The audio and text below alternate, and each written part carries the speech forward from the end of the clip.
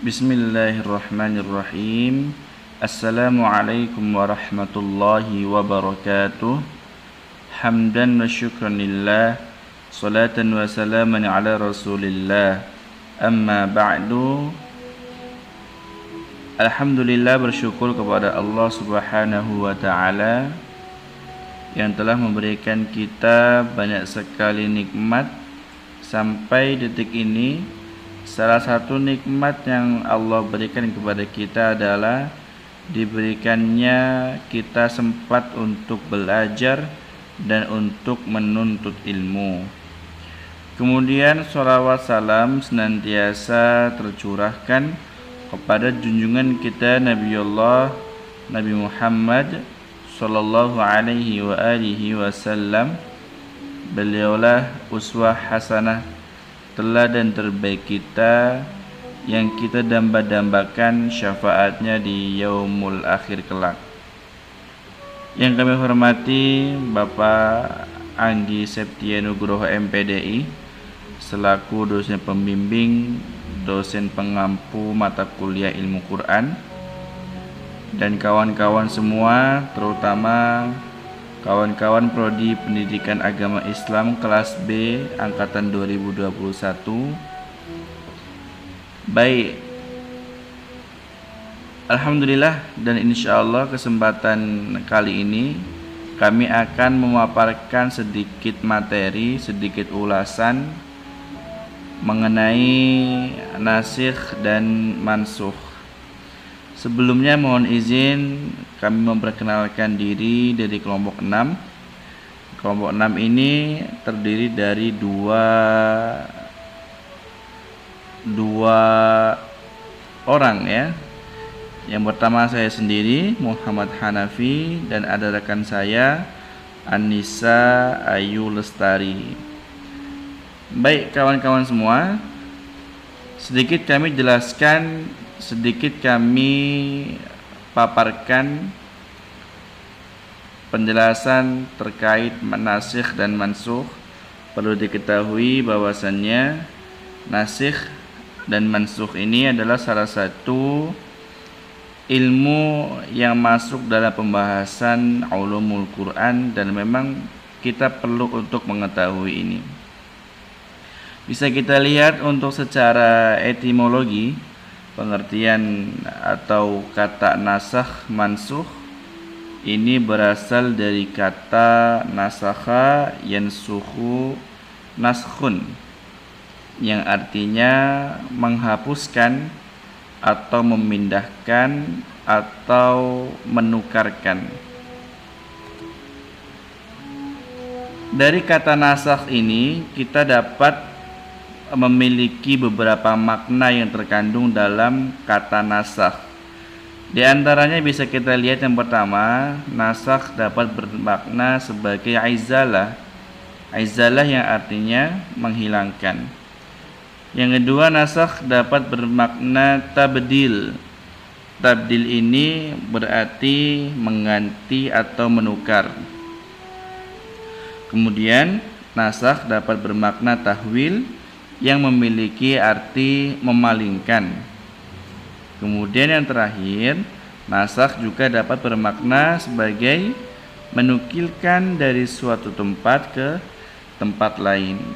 Ini pengertian atau makna kata nasakh dari berbagai pendapat etimologi. Kemudian nasakh adalah pernyataan yang menunjukkan penghapusan atau pembatalan hukum yang telah ada di dalam Al-Quran, baik dengan dalil Al-Quran pula maupun dengan Al-Hadis. Sedangkan mansukh adalah hukum yang dibatalkan, dihapuskan atau dipindahkan. Dari penjelasan ini dapat kita ambil maknanya bahwasannya yang disebut dengan nasakh atau nasikh merupakan pernyataan yang mengubah atau menghapus atau bahkan membatalkan hukum-hukum yang sudah tercantum di dalam Al-Quran. baik itu merubah dengan ayat-ayat yang baru ataupun dengan dalil-dalil yang berada atau yang ada di dalam sebuah hadis. Adapun mansuh berarti hukum atau ayat yang dibatalkan oleh nasakh. Mansuh berarti hukum atau dalil yang dihapus atau yang dibatalkan oleh nasakh. Memang ada beberapa pendapat dari para ahli ilmu, para fuqaha dan para ahli Quran. Beberapa di antaranya yakni misalkan menurut Al-Baydawi rahimahullah, beliau mendefinisikan nasakh adalah penjelasan berhentinya hukum syariat dengan jalan syar'i yang datang setelahnya. Ada juga dari Ibnu Qudamah rahimahullah ta'ala menyebutkan definisi nasakh dengan menyatakan bahwasannya nasakh merupakan menghilangkan hukum yang ada dengan perkataan atau dalil yang dahulu dengan perkataan yang datang setelahnya. Kemudian juga ada definisi nasakh yang dikatakan oleh Syekh Muhammad bin Shalih Al-Utsaimin. Beliau mengatakan bahwasannya nasakh merupakan menghapuskan hukum dalil syar'i atau lafaznya dengan dalil dari Alkitab dan As-Sunnah. Itu beberapa pengertian nasakh dari beberapa ulama. Kemudian dapat kita ketahui bahwasannya memang di dalam Al-Quran terdahulu ada sedikit atau banyak hukum-hukum yang sudah tercantum di dalam Al-Quran. Kemudian seiring berkembangnya zaman, seiring berkembangnya waktu, seiring berjalannya banyak sekali kejadian-kejadian ataupun peristiwa-peristiwa yang terjadi, maka memang kadang Allah atau Rasulullah Muhammad SAW melihat keadaan atau kondisi sesuai dengan yang pada waktu itu. Maka kita dapat melihat beberapa rukun dan syarat dinasahkannya atau rukun syarat adanya nasakh dan mansukh. Untuk yang pertama, bahwasanya rukun yang harus ada pada penasakhan ini yakni harus ada nasakh. Maksudnya ada dalil yang menghapuskan hukum yang telah ada. Ada dalil yang menghapuskan hukum yang telah ada, berarti ada dalil yang datang kemudian, baik itu dari Al-Quran maupun Al-Hadis, yang mana dalil tersebut menghapuskan atau menggantikan hukum dalil-dalil yang terlebih dahulu, yang sudah lampau atau sudah terlewati. Kemudian yang kedua, yang pasti harus ada mansukh. Apa itu mansukh? Mansukh merupakan hukum atau dalil-dalil yang dibatalkan atau dihapuskan atau dipindahkan. Kemudian yang ketiga, rukunnya yakni harus ada mansukh an, yaitu orang yang dibebani hukum. Kemudian beberapa syarat di antaranya yakni yang pertama adalah hukum yang mansukh atau yang dihapus merupakan hukum syar'i. Yang kedua, dalil nasikh atau dalil nasakh harus datang lebih dulu daripada pembatalan hukum itu. Kemudian, pembatalan hukum itu tidak disebabkan berakhirnya waktu berlaku hukum tersebut sebagaimana yang ditujukan khitab itu sendiri. Kemudian khitab yang menasahkan itu harus datangnya kemudian dari khitab yang dinasahkan. Kemudian kita lanjut kepada pembagian nasakh. Memang dalam ilmu nasakh ini terbagi menjadi beberapa pembagian, yakni macam-macamnya. Insya Allah ada 4 yang kita paparkan di sini. Langsung bisa kita lihat. Yang pertama, nasakh Al-Quran dengan Al-Quran. Berarti maksudnya mengganti atau menghapus hukum atau dalil yang sudah ada dalam Al-Quran dengan ayat Al-Quran juga. Contohnya, dinasahkannya hukum tentang iddah dengan haul yang selama setahun, kemudian dirubah dalil atau hukum tersebut menjadi 4 bulan 10 hari. Sebagaimana bisa kita lihat dalilnya di suratul Baqarah ayat 240, yang artinya, dan orang-orang yang akan meninggal dunia di antara kamu dan meninggalkan istri, hendaklah berwasiat untuk istri-istrinya, yakni diberi nafkah hingga setahun lamanya dan tidak disuruh pindah dari rumahnya. Akan tetapi jika mereka pindah sendiri, maka tidak ada dosa bagimu, wali atau ahli waris dari yang meninggal, membiarkan mereka berbuat yang ma'ruf terhadap diri mereka. Dan Allah Maha Perkasa lagi Maha Bijaksana. Ini merupakan satu contoh nasakh Al-Quran dengan Al-Quran, yakni ada hukum tentang iddah dengan haul yang tadinya tercantumkan 1 tahun, kemudian beberapa waktu selang dari tersebut datang lagi dalil atau datang lagi hukum yang menghapuskan atau yang menggantikan atau yang merubah yang tadinya dari 1 tahun berubah menjadi 4 bulan 10 hari. Kemudian yang kedua, ada nasakh as-sunnah dengan as-sunnah.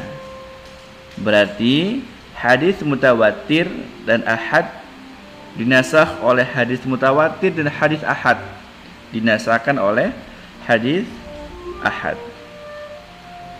Hadis dinasahkan dengan hadis pula. Kalau tadi Al-Quran dinasahkan dengan ayat Quran, maka sekarang hadis dinasahkan dengan dalil dari hadis juga. Contohnya,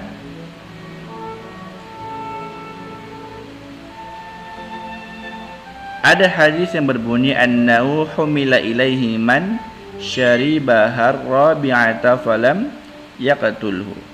Sesungguhnya dibawa kepada Rasul orang yang minum khamar keempat kalinya, tetapi Rasul tidak membunuhnya.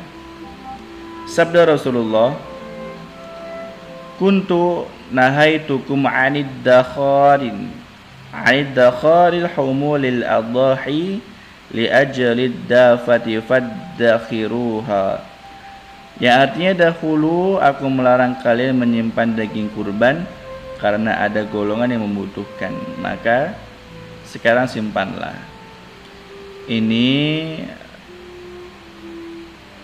yang dulunya ada hadis yang berkata fa'in syurbar rabi'ati faqatuluhu, apabila dia minum khamar yang keempat kalinya maka bunuhlah. Tapi tetapi kemudian selang beberapa waktu, hadis ini atau as-sunnah ini, dalil ini dinasahkan oleh hadis yang terbaru yang datang berikutnya, yakni sesungguhnya dibawa kepada Rasul orang yang minum khamar keempat kalinya, tetapi Rasul tidak membunuhnya. Ini berarti ada perbedaan atau penggantian dalil hukum, keputusan hukum dari yang tadinya dibunuh setelah meminum khamar 4 kali, kemudian berganti menjadi tidak dibunuh. Kemudian yang ketiga, yakni as-sunnah dimansukh dengan Al-Quran atau as-sunnah dinasahkan dengan Al-Quran. Contoh jenis ini adalah syariat salat menghadap Baitul Maqdis. Yang ini berdasarkan sunnah, dihapuskannya dengan firman Allah Azza wa Jal, yang artinya dalam suratul Baqarah ayat 144, Sungguh kami sering melihatmu kamu menengadahkan ke langit, maka sungguh kami akan memalingkan kamu ke kiblat yang kamu sukai. Palingkanlah mukamu ke arah Masjidil Haram, dan di mana saja kamu berada, palingkanlah mukamu ke arahnya. Jadi dulu memang kiblat muslim, kiblat seorang muslim menghadap ke Baitul Maqdis. Akan tetapi kemudian datang dalil atau hukum berikutnya yang menansahkan atau menasahkan, menggantikan yang tadinya syariat sholat menghadap Baitul Maqdis menjadi menghadap ke Masjidil Haram. Ini berarti as-sunnah dinasahkan dengan ayat dari Al-Quran. Kemudian yang berikutnya ada as-sunnah dimansuhkan dengan as-sunnah. Hadis dimansuhkan dengan al-hadis. Contohnya sabda Nabi SAW yang artinya, dahulu aku melarang kamu dari berziarah kubur, maka sekarang hendaklah kamu berziarah. Hadis riwayat Muslim nomor 977. Ini merupakan hadis yang mungkin dulunya Rasulullah melarang seorang muslim untuk berziarah kubur. Kemudian selang beberapa masa Rasulullah bersabda kembali, sekarang hendaklah kamu berziarah. Maka ini mengganti hukum, ya, mengganti dalil yang tadinya tidak diperbolehkan atau dilarang seorang muslim untuk berziarah kubur, kemudian menjadi diperbolehkannya atau dianjurkannya seorang muslim untuk berziarah kubur. Itu merupakan 4 macam nasakh yang dapat kita ketahui. Kemudian dari belajarnya kita terhadap materi nasakh dan mansukh ini, memang ada beberapa hikmah yang dapat kita ambil. Di antaranya yakni yang pertama, meneguhkan keyakinan bahwa Allah tidak akan terikat dengan ketentuan-ketentuan yang sesuai dengan logika manusia, sehingga jalan pikiran manusia takkan pernah bisa mengingat Allah Subhanahu wa taala. Allah mampu melakukan apa saja sekalipun menurut manusia hal tersebut tidak logis. Kemudian yang kedua, kita semakin yakin bahwasannya Allah Maha Bijak, Maha Kasih, Maha Sayang, karena memang pada kenyataannya hukum-hukum nasakh dan mansukh tersebut semuanya untuk kemaslahatan dan kebaikan manusia. Kemudian yang ketiga, hikmahnya yakni mengetahui proses tasyri', yakni penetapan dan penerapan hukum Islam, dan untuk menelusuri tujuan ajaran serta i'latul hukmi, alasan ditetapkannya suatu hukum. Maka kita memiliki alasan kenapa hukum ini diterapkan, kenapa hukum ini bisa ada, maka kita bisa mengetahui, mengambil hikmahnya dari ilmu nasakh dan mansukh ini. Kemudian hikmah berikutnya, kita dapat mengetahui perkembangan tasyri' menuju tingkat sempurna sesuai dengan perkembangan dakwah dan kondisi umat Islam. Kemudian yang terakhir, menghendaki kebaikan dan kemudahan bagi umat. Sebab jika nasakh itu beralih ke hal yang lebih berat, maka di dalamnya terdapat tambahan pahala, dan jika beralih ke hal yang lebih ringan, maka ia mengandung kemudahan dan keringanan.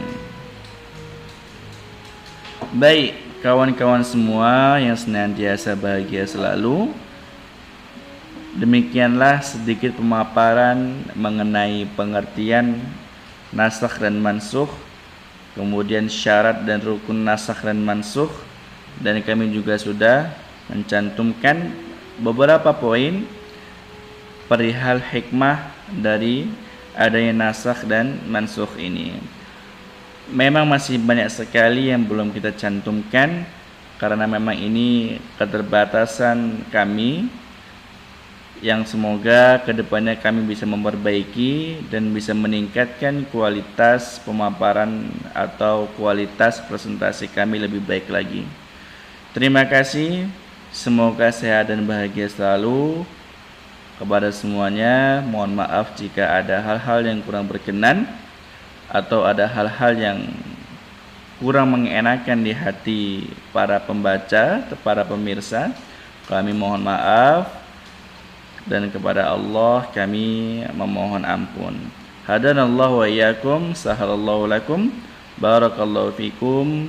Wassalamualaikum warahmatullahi wabarakatuh.